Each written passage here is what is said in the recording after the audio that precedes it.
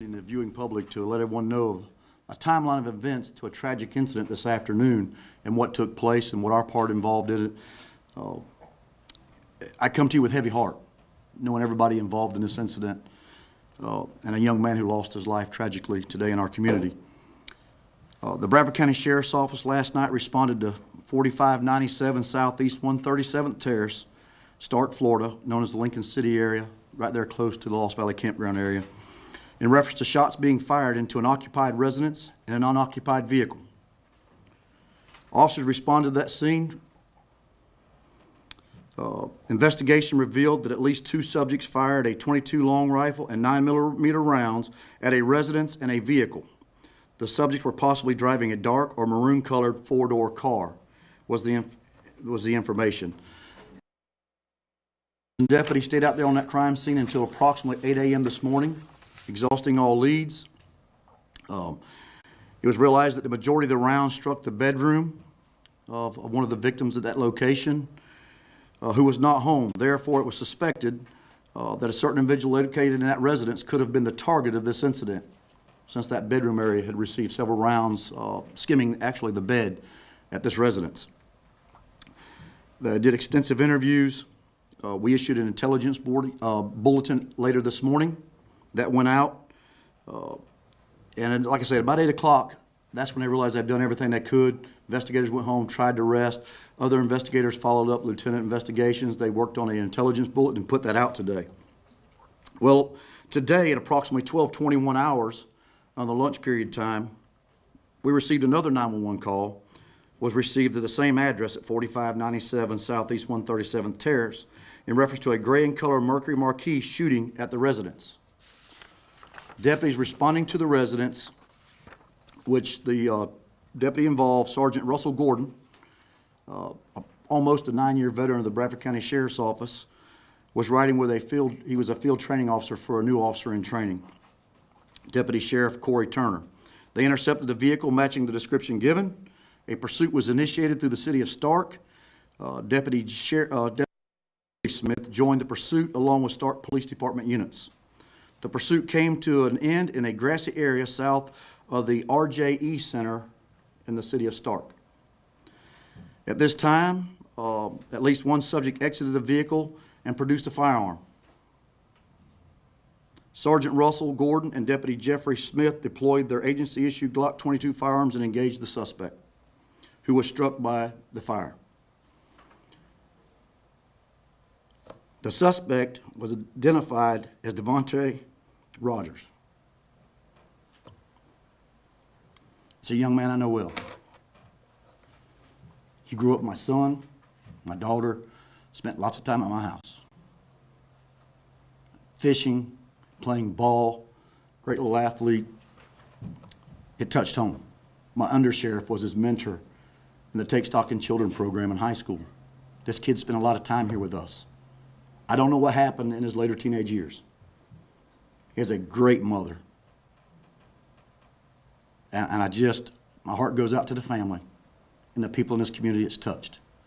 But as the sheriff, I owe it to my community to get all the facts, produce those facts to my community, and put everything out there. Because we not only owe it to his family, they deserve it. I am glad and blessed that my men that serve this community each and every day were unharmed. This is not easy for them either. Sergeant Russell Gordon has been an Explorer Advisor for years, working with young men and women to get into this program. He was training a new officer, Jeffrey Smith, just a little over a year with this agency. You know, they go out there and they protect our community each and every day. I promise you, those men are as touched by this incident as the rest of us are in this community, because this is my community. These are the people I live with each and every day. I can tell you that we will get to the bottom of it. We'll leave no stone unturned. The Florida Department of Law Enforcement has taken the lead in this investigation. We want nothing but the truth and nothing but the facts. And we won't rest until we get those. And I just want to say thank you for coming out and letting us give us our side of the story to keep our community informed, because they need to be informed with the facts. Stop with the rumors and the gossip. We want nothing but the truth. And as a sheriff, I owe that to my community. And it's a tragic set of events, and we'll pull together, and we'll love each other through it.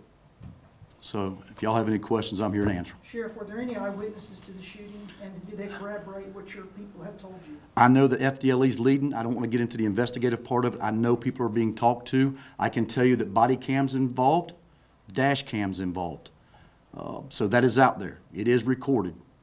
And you determined that the same weapon that was discharged in Lincoln City was the weapon that you recovered at the scene? That I don't know. That's part of the investigative process. I know that Florida Department of Law Enforcement, crime scene people are working both locations, and that's what we want to collaborate. It started late last night, led into this morning, and then around lunchtime today.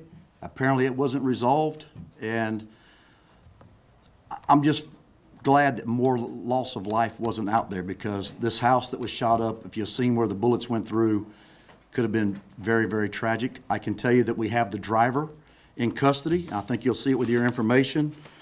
Jalen Tyson Hankerson, the driver. Matter of fact, he's being interviewed by the Florida Department of Law Enforcement as we speak.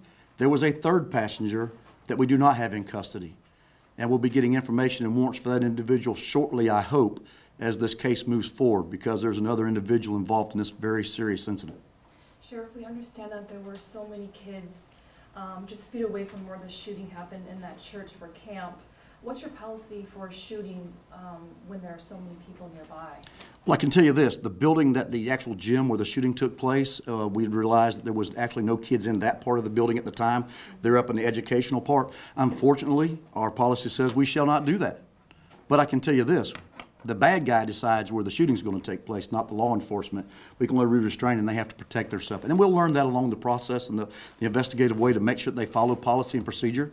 If they didn't, I can assure you from this agency, there's consequences. Sheriff, what is your message to the parents? We spoke to several of them today. They went to pick up their kids. Their kids are scared. The parents are scared knowing a shooting happened nearby. What do you say to them? I was scared also, but I can tell you this.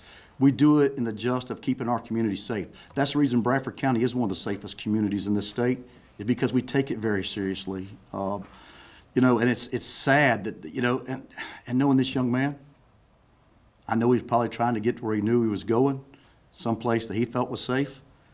It's tragic. You know, his mother, like I say, I can't speak of a finer lady, so it's tough for all of us involved. Do you recall the last time there was a deputy involved? You're hearing Bradford County Sheriff Gordon Smith talk about why he has a heavy heart today. Shots fired last night, a house shot up, more shots fired today, a pursuit through Starke. Fortunately, no children nearby were hurt, no deputies hurt, but there is a suspect dead. Yeah, so that suspect is Devontae Rogers. And you heard the sheriff there saying that he knew Devontae Rogers well, said that he grew up with his children. He had been over to his house, and as he just reiterated, he said he had no finer mother. So, of course, this is going to be hard for that family and even the sheriff, because it's not often that we hear from a top law enforcement official that the suspect was someone that they actually knew and knew very well. Now, they also mentioned that there is some body cam video out there of exactly what happened, and we're going to see that. And as Jeannie just mentioned, with the camp that was nearby, there had been some concern because there were kids at that camp, but the sheriff just reiterated that there were no kids in the immediate area where the shooting happened. But when crime happens in that situation, they have to do what's best to keep everyone in the community safe at the time. But he says that is against their policy, but they had to do what was best at that immediate time. And again, this was in Starke, in the Lincoln City area of Starke. We're going to take a break, and we'll be right back.